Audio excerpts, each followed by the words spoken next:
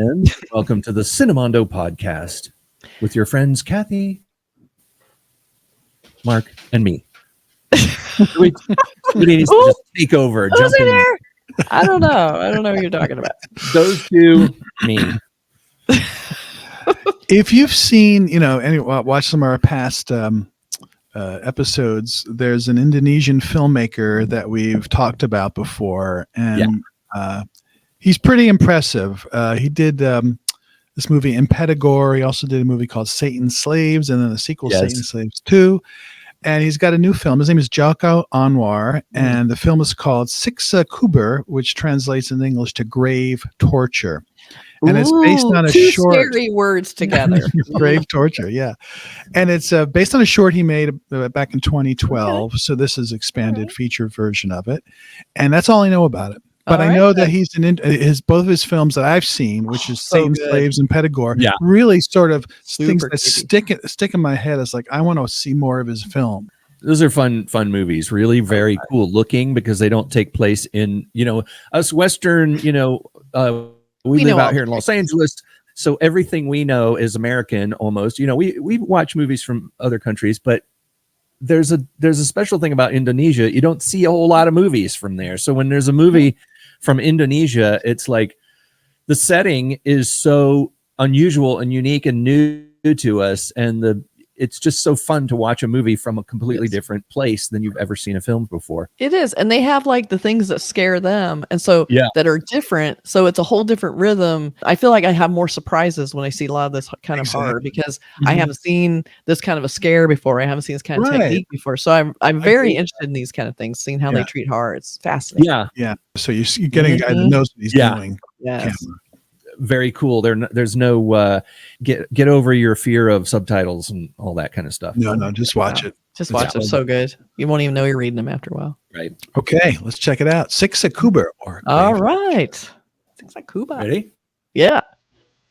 Nama saya Sita.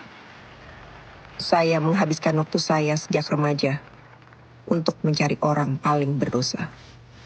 Kalau agama benar dan manusia akan mendapatkan balasan sesuai dengan apa yang dia lakukan di dunia. Orang yang saya cari itu pasti akan mendapatkan siksa di dalam kubur. Oh. Dan saya ingin menyaksikannya.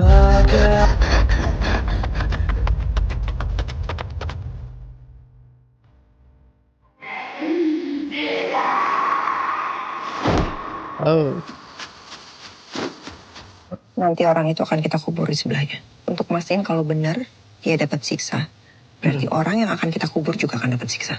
Orang ini siapa sih? Orang paling kejam yang pernah aku kenal. Kamu main-main sama agama sih. Gimana kalau ternyata agama itu benar? Mau mainin agama ya? Mau cerita agama? Kalau nggak ngerti agama nggak usah ngomong agama. Oh, that. Don't go in there. Ini gila sih. Biar orang nggak percaya tahayul, Dil. Oh shit! What? Banyak orang yang bakal marah sih. Oh.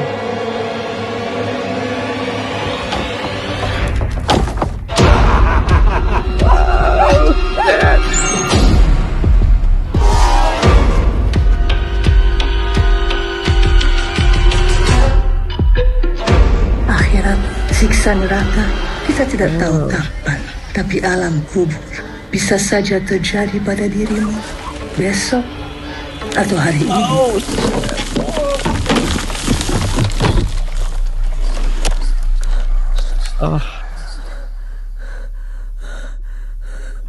God.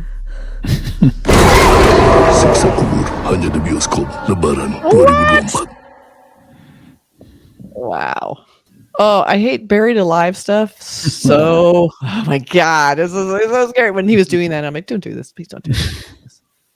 I like the secular angle on this. I like that they're bringing in someone who's like, I don't believe in any of this nonsense. Right. All this afterlife, religion, forget it. I love that that's in there, but, of course, they always get punished and she'll learn her lesson. It's just kind of sad. But, it's nice that they try. Live is definitely a visceral fear for a lot of people. I think it's still, you were talking earlier about these cultural differences and things that scare people. there's things that go across all cultures. Right. I think that's one of them. I actually worked on I won't say. Was that a ghost? That's my dog. Sorry. Oh. I worked on a TV show one time where there was where someone had to be buried alive, and I won't say the actor, but this actor got really freaked out, even though it was a film set and it was built into the side of a and it's open on one side.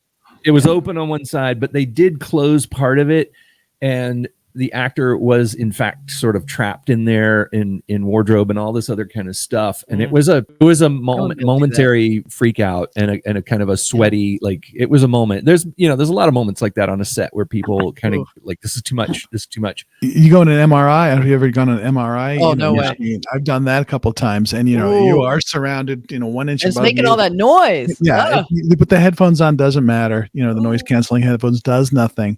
So whenever I see that there's a couple films. There was one TV movie that was actually directed by Frank Darabont before he did, like Walking Dead and Shawshank Redemption, starring Tim Matheson, called Buried Alive. Oh. And it's pretty darn good. It was like a USA made for TV movie. And if you happen to see it, it's really well done because the claustrophobia is intense. There was one with Ryan Reynolds too. Where I was going to say, that's the one I remember. And the whole thing took place in there. Oh.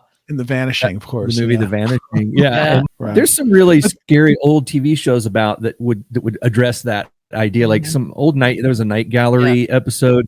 There was also an episode of the new Twilight Zone. I think it was a new Twilight Zone episode that was actually really good. It was about a prisoner trying to escape by pretending to be a dead person, and then they buried the prisoner.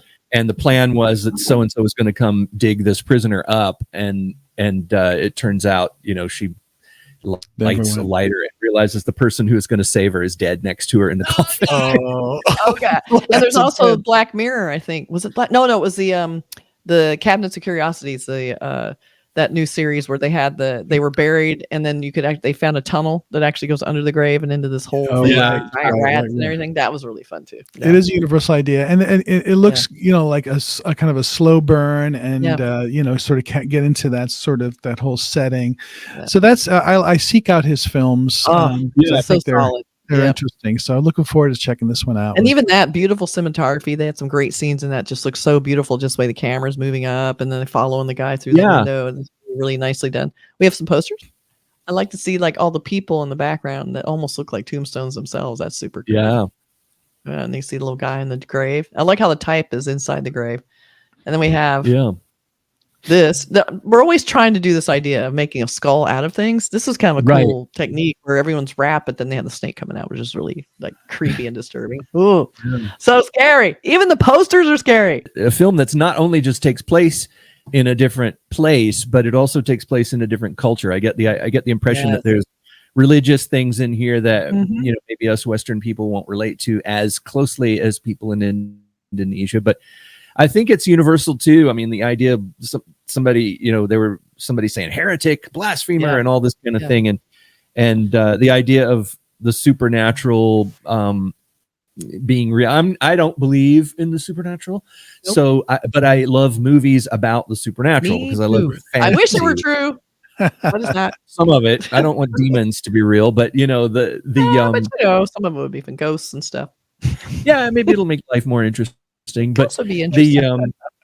the ideas that you see in one of my very favorite in fact, some of my very favorite films like Rosemary's Baby and The Exorcist and Hereditary and things like that involve demons, weird religious beliefs and demons being true, which I think is fascinating because I grew up in that sort of religious environment and religious Bible belty kind of thing.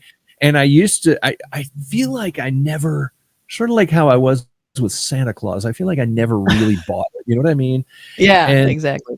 And then when I got older, one thing that kind of creeped me out a little bit was like, wow, what would it be? What would the reality be like if I did believe it? How would I?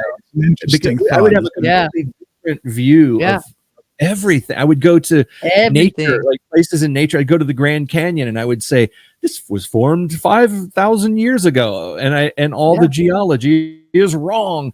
And I would suddenly have that thought in my head. And all the beauty, all the grandeur, all the epic nature of nature would disappear for me, and it would just be some, supernatural this weird being threat going hanging like over that. you. Yeah. Right. And it takes out all the beauty of it for me. And so in films like this, where you're seeing a world where that stuff is true, I kind of enjoy it because it puts me there and makes me think like, it is a horror movie.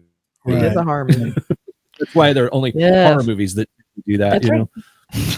And that's already it's playing over in Indonesia, but it hasn't come over to the US yet. So looking for it. Yeah. We'll do it when we see it. Yeah. Yeah. It looks so Check good. it out. All right. Joko Anwar's back and we're happy about it. Yes. All right. See you guys. Bye. Everybody.